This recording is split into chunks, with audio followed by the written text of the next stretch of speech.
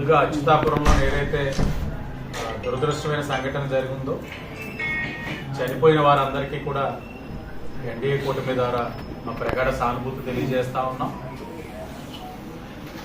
ప్రభుత్వం తరపు నుంచి వారందరికీ ఏ న్యాయం చేయాలో ఆ చేసే కార్యక్రమం కూడా జరుగుతూ ఉంది. ఇప్పటికే గౌరవ కలెక్టర్ గారు కూడా ప్రెస్ కాన్ఫరెన్స్ ద్వారా చనిపోయిన కుటుంబాలకు ఏ విధంగా ఆర్థిక సాయం చేస్తా ఉన్నారన్నది కూడా తెలియజేశారు. ఎన్డీఏ కూటమి విద్యా వైద్యానికి అధిక ప్రాధాన్యత ఇస్తా ఉంది. దానికి నిదర్శనమే ఈ యొక్క రాజమండ్రి హోమియో కాలేజ్లో 46 సీట్లు, హోమియో కాలేజ్ రాజమండ్రి అలాగే గుడివాడ రెండు కలిపి 46 పీజీ సీట్లు రాష్ట్రం కోల్పోయే పరిస్థితి నుంచి ఈరోజు మనకి పిల్లలకి దక్కే విధంగా చేసిన ఘనత ఎన్డీఏ కూటమిది. మేము ఇచ్చే ప్రాధాన్యత అది. మీరు గమనించినట్లయితే ఏదో పెద్దలు చెప్పినట్లు మనం మంచి చేయడానికి ఒక అడుగు ముందుకేస్తే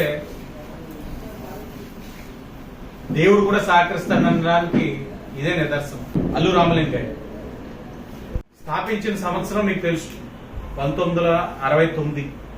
అక్కడి నుంచి ఎలాగా అభివృద్ధి జరుగుతూ వెళ్ళిందో, ఏ విధంగా దానికి అందరి యొక్క సహకారం అందించారన్నది కూడా మీ అందరికీ తెలిసిన అంశం. 2016లో పీజీ సీట్స్ ఆనాడు మంత్రిగా ఉన్న కామినేని శ్రీని గారు, కేంద్రంలోని ఆనాడు ఉన్న నాయకులు వెంకయ్యనాయుడు గారి సహకారంతో 18 సీట్లు పీజీ సీట్స్ తెచ్చుకోవడం, క్రమేణా సీట్లు పెంచుకుంటూ వెళ్ళడం జరిగింది. ఈరోజు 23 సీట్లు ఉన్నాయి. ఇక్కడ మనకి ఈ Allu Ramalingaiah homeopathy medical college లో 23 పీజీ సీట్స్ క్యాన్సిల్ అయినాయి అని ఆ కాలేజ్ ప్రిన్సిపల్ నన్ను కలవడం జరిగింది. కారణాలు అడిగినప్పుడు national commission for homeopathy, central government అనేకమైన కారణాలు గుర్తించి medical assessment and rating board for homeopathy, medical assessment and rating board for homeopathy visit చేసి అనేకమైన లోటుపాట్లని గుర్తించి పీజీ సీట్స్ ఏదైతే 23 ఉన్నాయో క్యాన్సిల్ చేస్తున్నాం అని ఒక డెసిషన్ తీసుకున్నారు. వెంటనే ప్రిన్సిపల్ గారు మమ్మల్ని కలిసినప్పుడు, ఇదేంటి ఇంత చరిత్ర కలిగిన ఈ యొక్క సంస్థలో ఇలాగ ఒక ఇయర్ పీజీ సీట్స్ కోల్పోయామంటే ఏమవుతుంది రిప్యుటేషన్ ఈ సంస్థది, పిల్లల భవిష్యత్ ఏంటి అని చెప్పి ఆలోచించి పార్లమెంట్ సెషన్స్ జరుగుతూ ఉన్నాయి. గౌరవ ఎంపీ పురంధేశ్వరి గారితో చర్చించి ఇది పరిస్థితి అండి, మనం కేంద్ర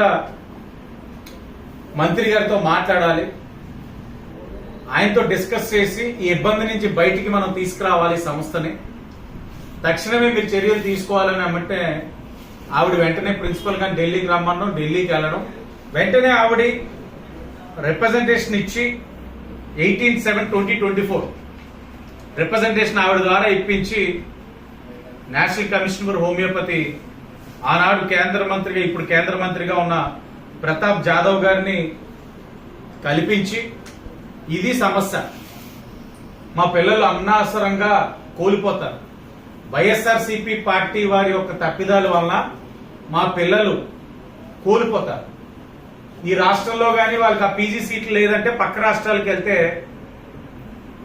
వాళ్ళు చదువు రీత్యా లక్షల్లో ఖర్చు పెట్టాలి, అన్యాయం అవుతారు, మాకు మా సీట్లు కావాలని అడిగినప్పుడు ఆయన తక్షణమే దాని మీద మరలా ఒక కమిటీ వేసి, కమిటీని రాష్ట్ర ప్రభుత్వంలో ఉన్న ఆయుష్ డిపార్ట్మెంట్ తోటి డిస్కస్ చేసి ఫైండింగ్స్ అన్ని తీసుకొని ఏం చేస్తే ఈ కోల్పోకుండా ఈ పిల్లలు వారి యొక్క భవిష్యత్ కోల్పోకుండా మనం చర్యలు తీసుకోగలమని మంత్రి గారు కమిటీ వేసి స్టడీ చేయమంటే, రాజమండ్రి కోసం మనం అడిగితే గుడివాడలో కూడా 23 సీట్లు పీజీ సీట్స్, అక్కడ కూడా వారు కోల్పోయే పరిస్థితిలో ఉంటే వారికి డబుల్ బోనస్. రాజమండ్రితో పాటు గుడివాడను కూడా స్టడీ చేసి కమిటీ ఫైండింగ్స్ ఇచ్చి రాష్ట్ర ప్రభుత్వం అండర్టేకింగ్ ఇవ్వాలి. మేము చూసిన ఫైండింగ్స్ అన్ని సరిచేస్తానని అండర్టేకింగ్ ఇవ్వమంటే ఆనాడు పురంధేశ్వరి గారు మాట్లాడారు, గౌరవ మంత్రి సత్య గారితో నేను కూడా మాట్లాడి, ఆయుష్ కమిషనర్ గారితో కూడా మాట్లాడి ప్రభుత్వం నుంచి 7/8/2024 ఆగస్టు 7వ తారీఖున అండర్టేకింగ్ ఇచ్చాం. మీరు ఏదైతే ఫైండింగ్స్ చూస్తున్నారో, గత ప్రభుత్వం నిర్లక్ష్యం వల్ల మీరు ఏదైతే ఫైండింగ్స్ చూస్తున్నారో వాటన్నిటిని కూడా మేము సరిచేస్తాం, మేము అండర్టేకింగ్ ఇస్తున్నాం. ఇంత కాల వ్యవధిలో మీరు కనిపెట్టిన అన్ని కూడా సరిచేస్తాం. పిల్లల భవిష్యత్తుని మాత్రం కోల్పోకుండా మీరు రాజమండ్రి, గుడివాడ కలిపి 46 సీట్లు కూడా పీజీ సీట్స్ మా హక్కు మాకు ఇవ్వాలని అడగడం. 28 ఆర్డర్ వచ్చింది. రాజమండ్రికి 23 సీట్లు, అలాగే మన కృషి వలన గుడివాడ హోమియో కాలేజ్ లో పీజీ 23 సీట్లు, 46 సీట్లు కూడా ఇస్తున్నట్లు కేంద్ర ప్రభుత్వం నుంచి ఒక ఆర్డర్ కాపీ రావడం జరిగింది.